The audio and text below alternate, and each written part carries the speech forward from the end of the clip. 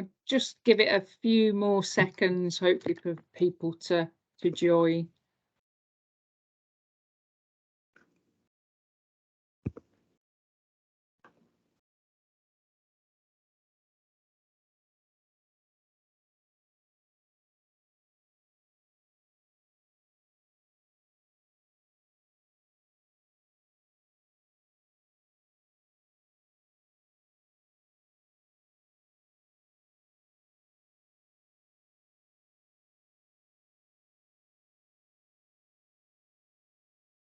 Okay, I think I'm going to make a start because there's quite a lot to get through from an update from myself, certainly today. But again, as always, really keen to hear from yourselves and give you the opportunity for any questions or anything that you want to raise, certainly with myself. So yeah, thank you all. Thanks for joining and welcome to this edition of Question Time. I always smile when I say that. I'm going to start with some reality and probably a really stark position, and not one I thought I'd be still talking about and updating yourselves. What, 2 years now, over 2 years since the pandemic started. But again, the system and the NHS, the country, is still seeing significant COVID prevalence, transmission, which is resulting in pressures within urgent and emergency care across, as I say, not even just our own system, but across the region and even wider across the country. So just for a bit of context, last Monday, as a system, we declared a critical incident.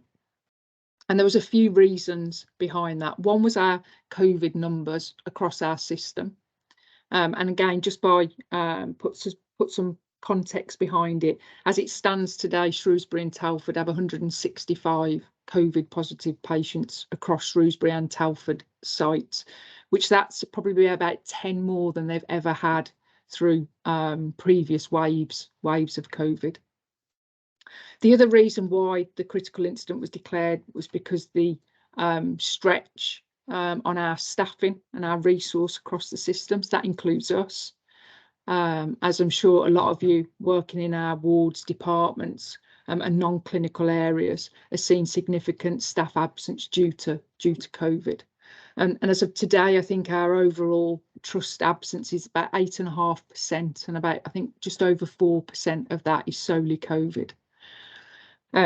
So again, not just us, but Shropshire Community Trust, Shrewsbury and Telford, again, significant pressures, as well as our local authorities, domiciliary care, care homes, etc., all grappling with the same issues. So off the back of that, last week, as I say, last Monday, we declared a critical incident. And really by doing that, it's around how we come together as a system and outside of the system to support some of the challenges. Some of you may be aware, some of it hit the media, not necessarily about our system, but in general, that the ambulance service enacted what they call their rapid handover. And they only do that again when it's critical. So where they haven't got ambulances to get out to calls. They call them category 2. But these are people that may have had strokes, heart attacks, etc., because they had no ambulances to get out to people because they were blocked outside A&E departments. They enacted that rapid handover last night. That's still in place across the West Midlands today. So they're still operating under that model.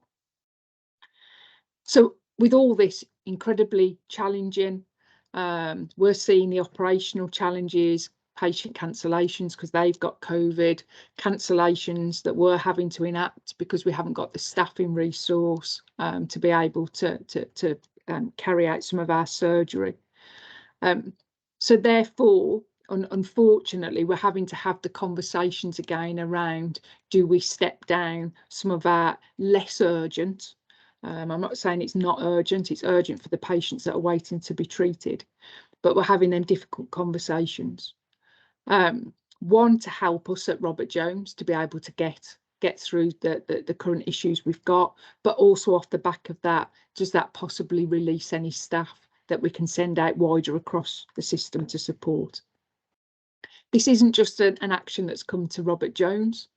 Every organisation within the system are moving staff around, are stopping certain activities. So Shrewsbury and Tell, for example, have stopped everything routine. So routine outpatients, routine non-urgent surgery. They're only currently operating on cancer due to the urgent and emergency care and COVID challenges. So it's really sobering, to be honest, to have to, as I say, 2 years down the line, in a world now where we're supposedly living with COVID, that we're still seeing these challenges and haven't really got the air cover and necessary support that we had during the previous, you know, waves of the pandemic that we have that are missing now. And I say, as an example, testing. So prevalence now, it's really difficult because people aren't having to test or report testing. And when I say that, I'm not talking about NHS staff, I'm talking about the wider communities. It's really difficult. There isn't the data that supports some of the conversations we should be having around, you know, models, waves, etc. that we were privy to, I suppose, in previous times. So we've just met as a senior leadership team to have some of the difficult conversations, and of course, like we always have done, we will protect, you know, the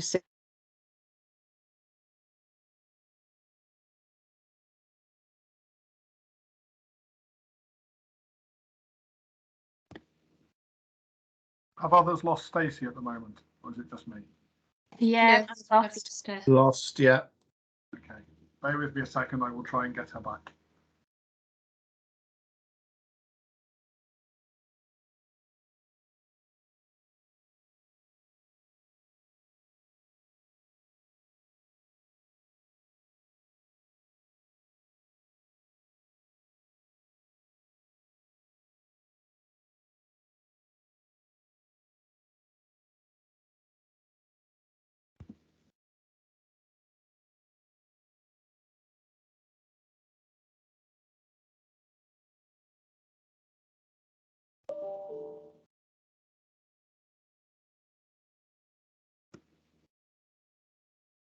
I think she must be rejoining, Chris.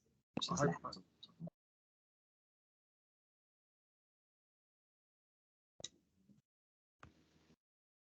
Sorry, everyone, we'll get back as soon as we possibly can. I think you're on site, aren't you, Sarah? So I'm hoping the issue isn't the Wi-Fi at the hospital. Yeah, I'm on site. Yeah, and Stacey's next door, so.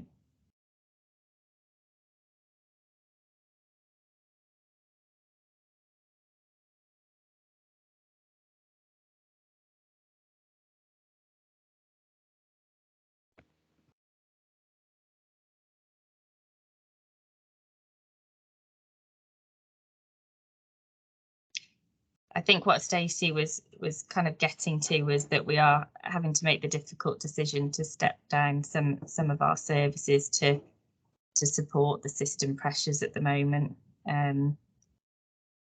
So we will be sending communications out, Chris, won't we? Just kind of what that looks like for us as an organisation. We can hear background noise. Are you back with us, Stacey?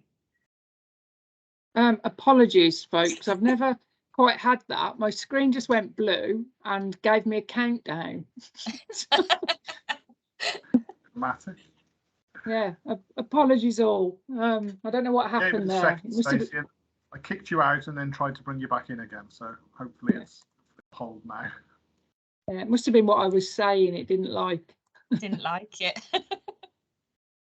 So yeah, sorry all. So yeah, just back to really where I was. So I think I was talking about was our essential services again that we will ensure we protect. Obviously, spinal injuries, tumour, urgent clinical priority from an orthopaedic perspective, our long waits. So there is a lot that we're going to be doing still even if we do have to stop certain things, there will be a lot, you know, an awful lot that we'll protect and make sure that we keep working through.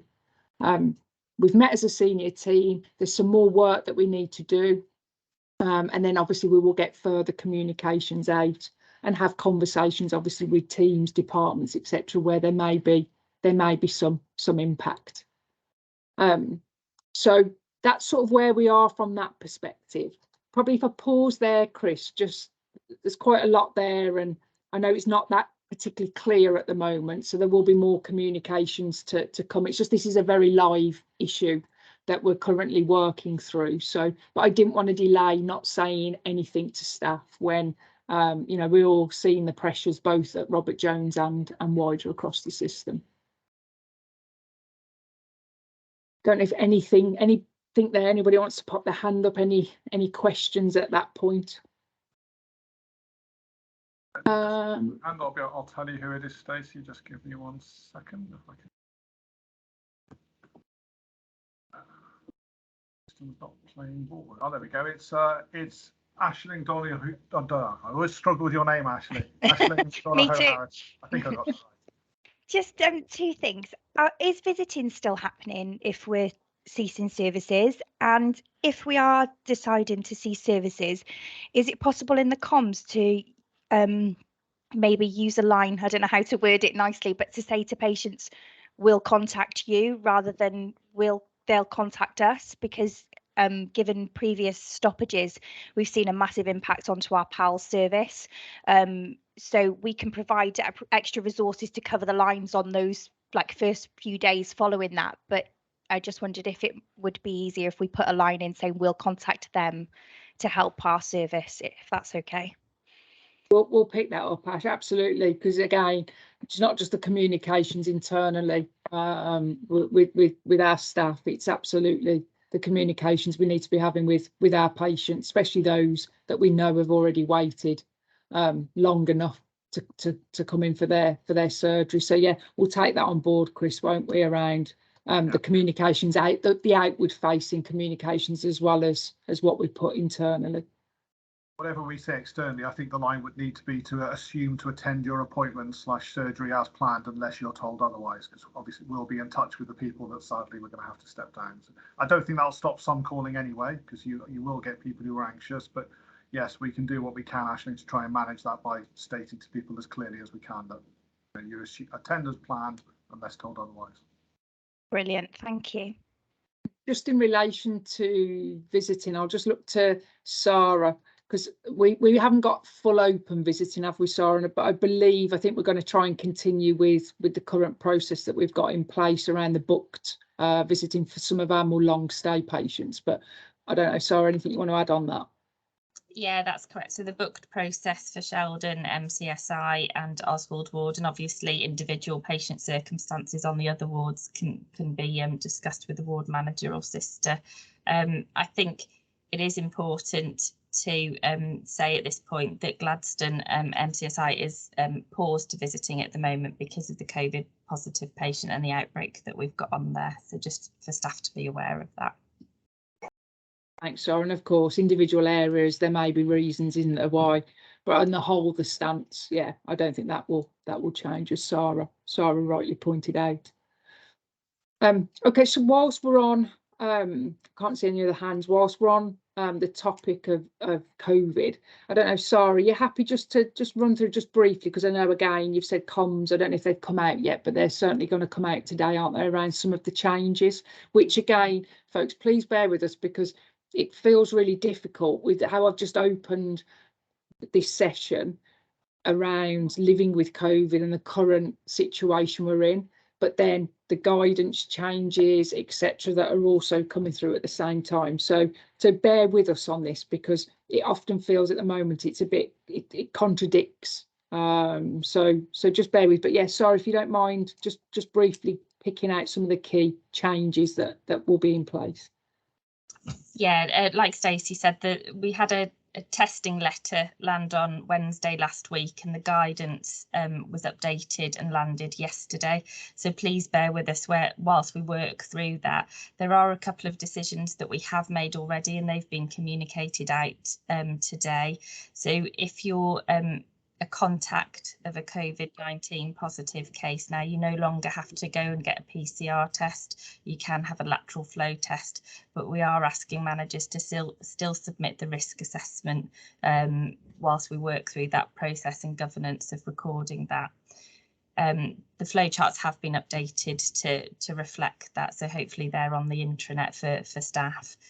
The other thing that we are changing is the front desk screening. So as of Friday this week, the volunteers will no longer be asking those questions to the public, which again, because they're now living with COVID, there's no need to isolate, there's no need to test according to the government, that we'll stop asking those screening questions. But importantly, the volunteers will still be on hand to make sure patients, visitors are wearing face masks and gelling their hands on arrival. So those are the two key changes, and we will communicate other changes as we work through the guidance, because there are changes to our inpatient testing as well coming through.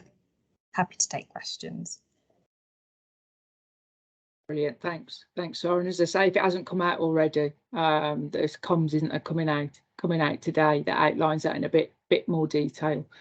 I think I can see a hand up.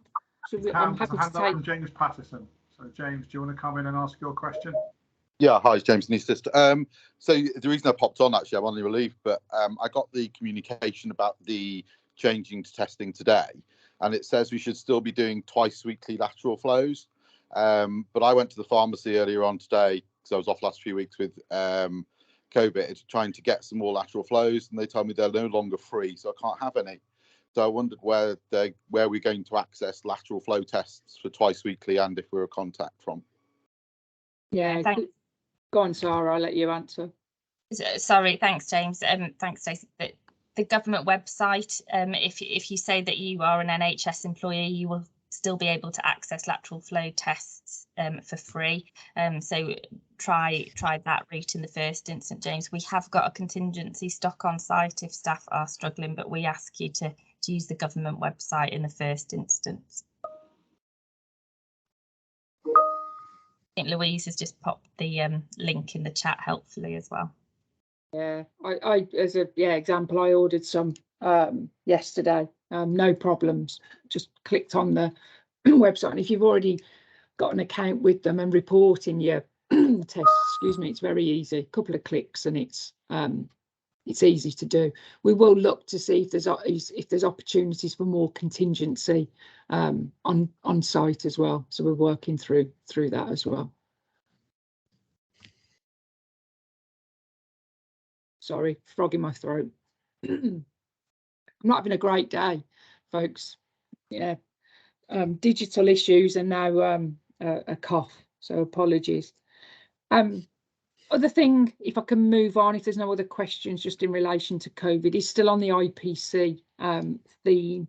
But again, I've spoke previously at this for managers briefings, and obviously there's been some communication out as well around the IPC issues and concerns that were found, certainly from our following the MRSA outbreak on one of our wards in the summer last year, and subsequent inspections from our regulators. So I don't want to go through necessarily the detail of all that again. Firstly, to say thank you for people's response to that, considering all the other challenges that we're juggling with at the moment. So, and I generally mean that, and don't want to lose sight of how grateful we are for the response we've seen from all departments across the trust in trying to put right some of the areas that we found that weren't up to the standard that we'd expect for our patients, but also how we embed, sustain some of the improvements as well. So really important that we take that positive stance around improvement in the work that we're currently doing. People will have seen last week, or if you haven't, we've got, as part of the work with NHSEI, and our regulators and what they found. Jacqueline Barnes, she's the Director of Nursing at NHSEI, joined us yesterday. At the moment, we believe for 6 months as an improvement director, and that is in consequence to the IPC issues that were found across the trust. So I think Jacqueline will be on site, certainly I know from tomorrow. So she will be out and about within the organisation. I'm really keen to hear from staff around some of the improvements and the work that's underway that different areas are doing. And again, I spent a bit of time this morning around some of the areas that we're putting some improvements in. So plaster room, as an example, looks fantastic. So huge thank you to estates and everybody that's been involved in that. Significant improvements in that area, and already from what they fed back to me, some really positive feedback from patients around the environment. So yeah, so again, happy to take any questions off the back of that, or Sarah, if there was anything you wanted to add. If not, I can move on. I think I can see a hand.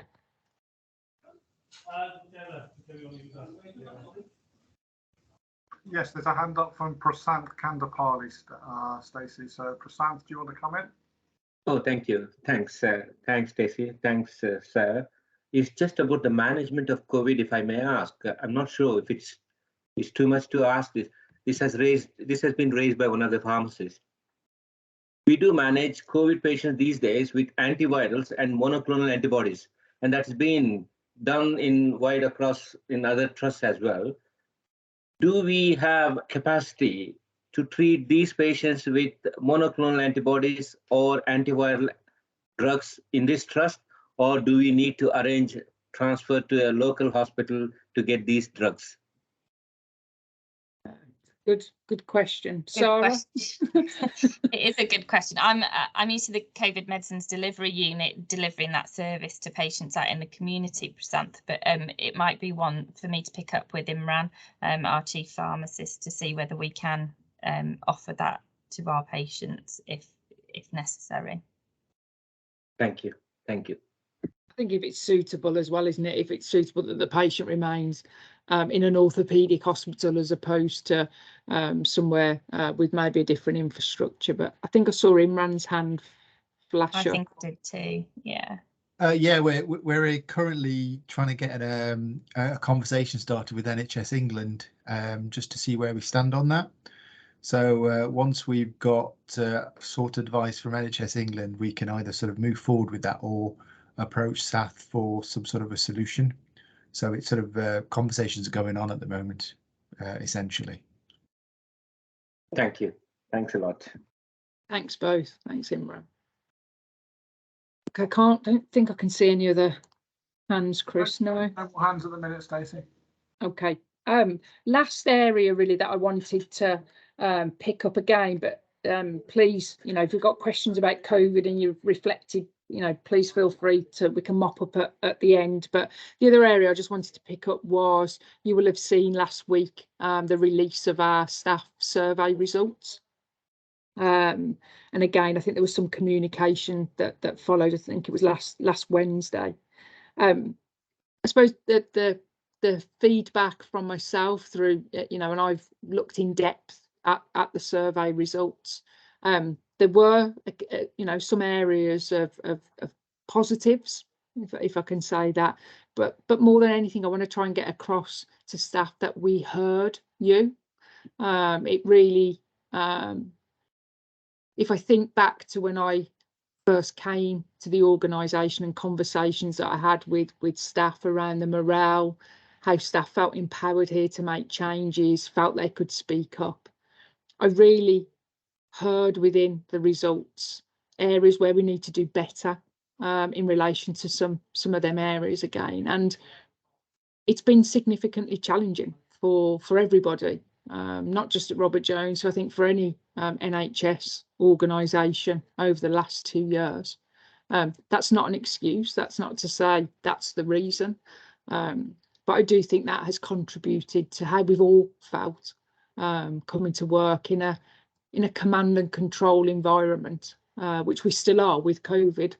having to constantly change, adapt for things, you know, that we wouldn't necessarily have chosen to have to do.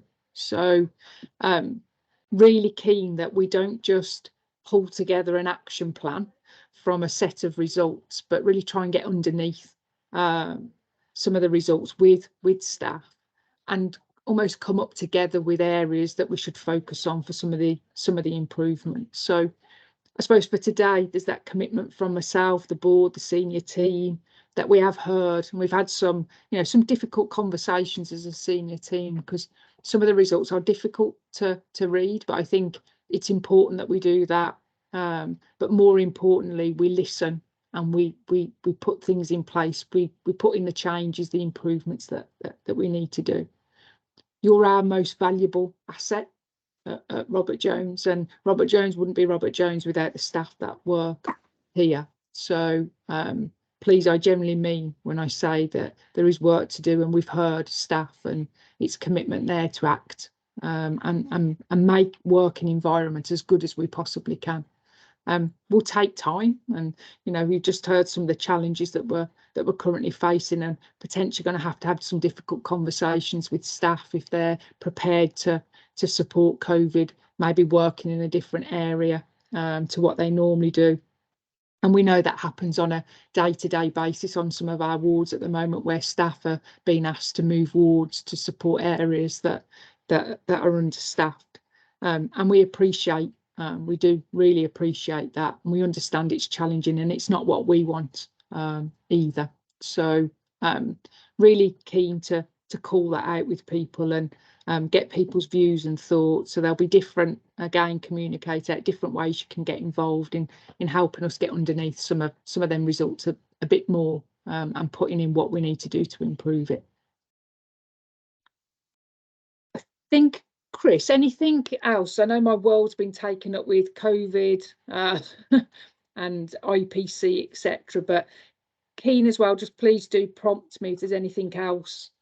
There are positive things that are happening within the organisation, and thanks to Chris's team as well, remind me sometimes, especially ahead of board day, which is tomorrow, some of the great stuff that is happening within the organisation, both in teams and individuals. So there is good stuff happening. It just feels at the moment it's incredibly pressured and stressful for everybody. No, I think you're right, Stacey. I think you've, as you say, it's just a tough week across the system, isn't it? So it's not like it's a Robert Jones issue. Then I think you've covered in detail why we're having those things. Nice to see a couple of people already putting in the chat actually about some positive things going on across the organisation. So Sammy Davis has just put something in about the My Recovery demonstrations taking place this week. Some invites went out about those on email earlier this morning. So I think there were 3 different times that people can come along. So do have a look and attend that if you can. And Nikki Ballinger's just dropped something in there about the changing rooms in the main entrance. I don't actually know about that one myself, to be honest, but it's the changing places for patients who've got additional needs for disabled changing. It's right by the front desk, and it's super. Yeah, I've seen some. I haven't yet visited. That's on my list to go and have a look. But I've certainly seen pictures. And Chris, yeah, there's a great comms piece there, because yeah, brilliant for certainly our patients and visitors. You know, accessibility, etc. So really good news story. So thank you. Thanks, folks, for popping bits in the chat, because we shouldn't lose sight of the good stuff that yourselves and our teams do every day. Just any other questions or worries or concerns or anything anybody wants to flag at this point?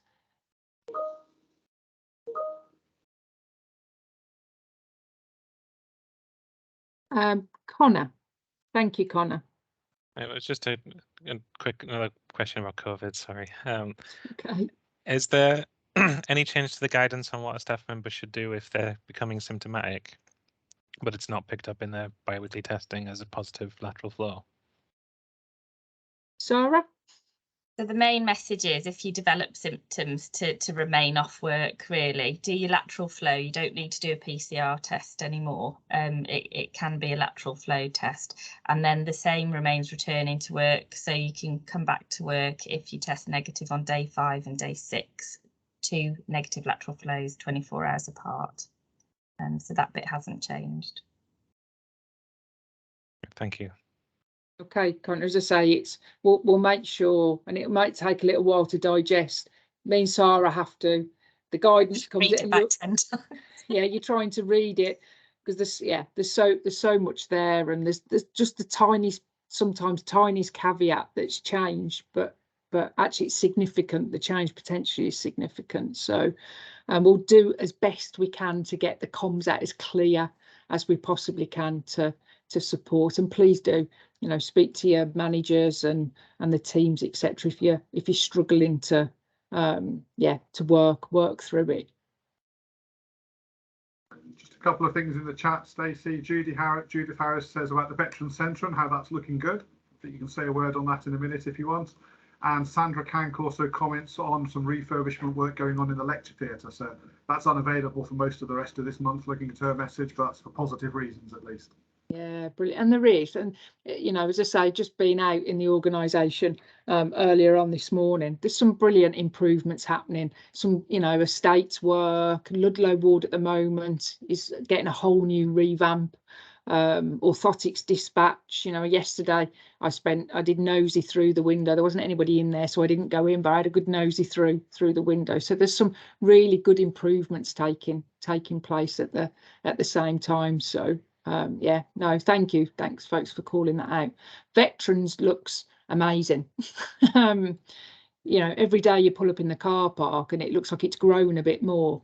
I didn't realise it was ever going to be that tall, I don't think, looking at plans on a piece of paper. But and interesting this week, it's quite exciting. I think Thursday afternoon we've got a visit from the chair of Headley Court as well to come and have a look at the build and spend a bit of time walking around, because thanks to Headley Court and their charities that we got that funding to be able to build such a brilliant resource for veterans. And there will be more to come.